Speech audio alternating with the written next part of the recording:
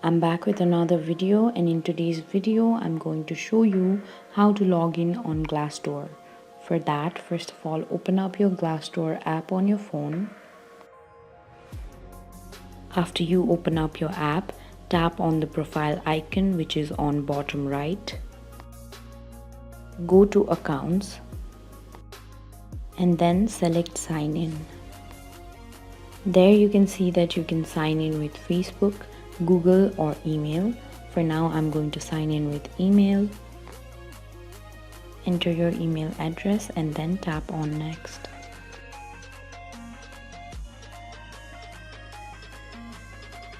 After that, enter your password.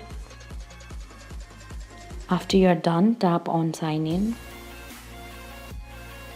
This way you can log in on Glassdoor. Thank you for watching.